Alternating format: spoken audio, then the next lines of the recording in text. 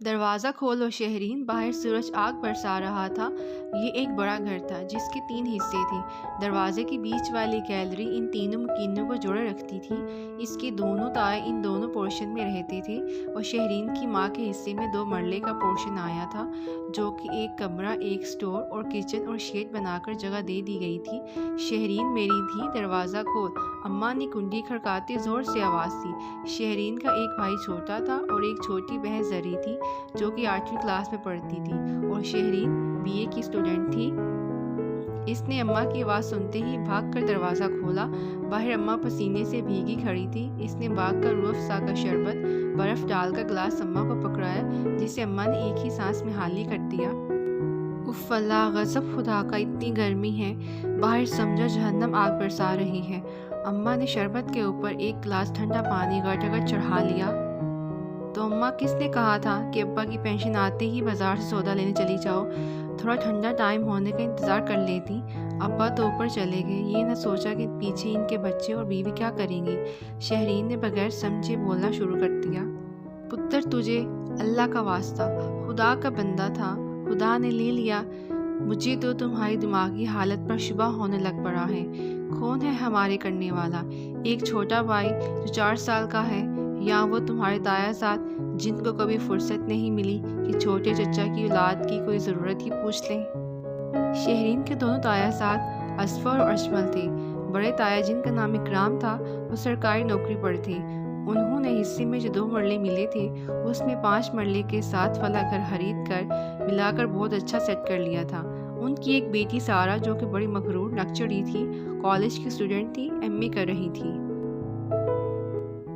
और एक बेटा असफर था, जो कि एक प्राइवेट जॉब कर रहा था। और दूसरे ताया, जिनका नाम असगर था, उनकी 2 बेटी थी। एक बेटा एफए करके कुवैत चला गया और दूसरा बेटा अजमल था, जो कि एक मैट्रिक का तालिब इल्म था। ताया की बाज़ार में एक पंसारी की दुकान थी, जो कि खूब चलती थी, मगर शहरीन के बाबा एक सरकारी दफ्तर में मुलाजिम थी।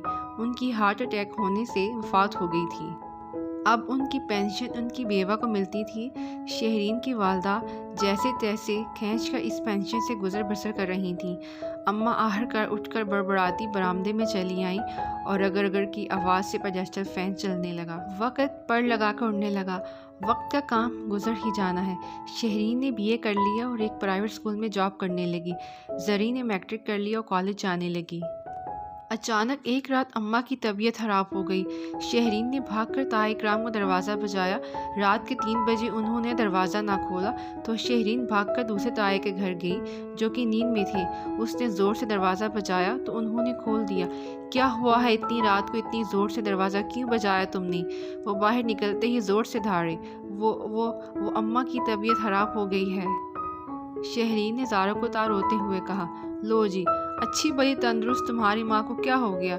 भाई खुद तो क्या, पीछे मुसीबत छोड़ गया।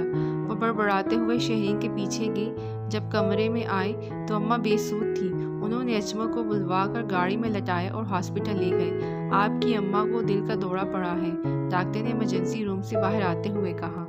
प्लीज़ डॉक्टर साहब, मेरी अम्मा को बचा लें, कुछ भी करके। शहरीन की हिचकिचियाँ बन गईं। इंशाल्लाह आप दुआ करें, सब ठीक हो जाएगा।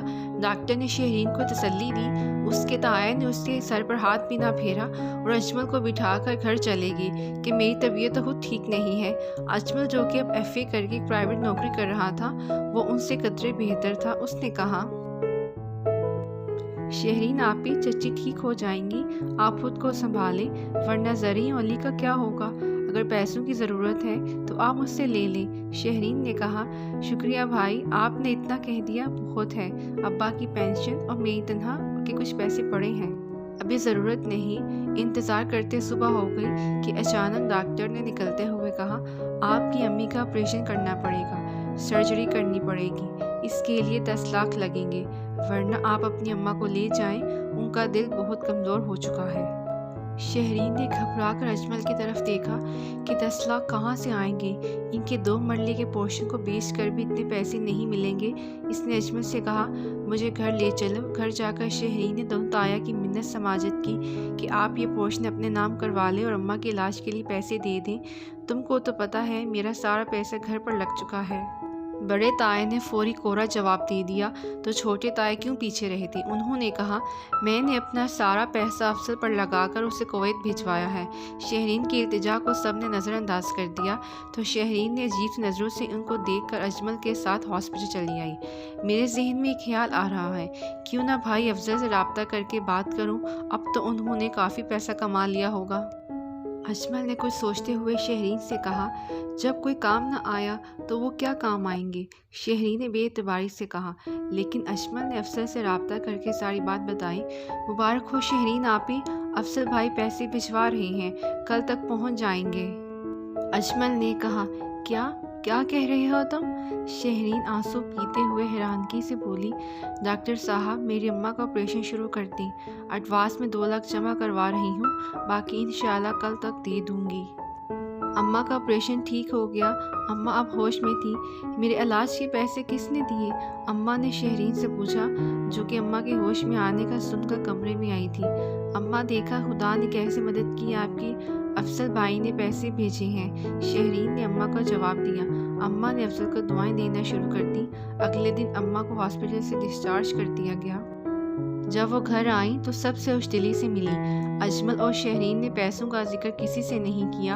एक रात जोर से चीहों की पुकार से शहरीन और अम्मा की आंख खुली तो वो भाग कर बाहर आई। क्या देखती हैं कि ताया इकराम के घर को रात आग लग गई। बिजली के तारों के सर्किट से पूरा घर जलकर राख हो गया, मगर शुक्र है ताया, ताई और सारा की जान बच गई। ताया के दोनों हाथ झुलस गए थे। इनको शहरीन की अम्मा अपने पोर्शन में ले आई। जब तक घर दोबारा नहीं बन जाता आप इधर रहें, मुझे माफ़ कर दो सकीना, मैं दिन रात हसद की आग में जलता रहा, तुम्हारी कोई मदद नहीं की तो खुदा ने मेरे साथ क्या किया।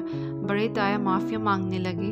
आप ऐसा कहकर मुझे शर्मिंदा ना करें, ये आप ही का तो घर है। शहरीन की अम्मा सकीना ने जवाब दिया। फिर दूसरे ताया की फैमिली भी आ गई और हाथ जोड़कर कहा, मकाफात अमल है, अगर हम किसी के काम ना आए तो कल कोई हमारा काम भी नहीं आएगा।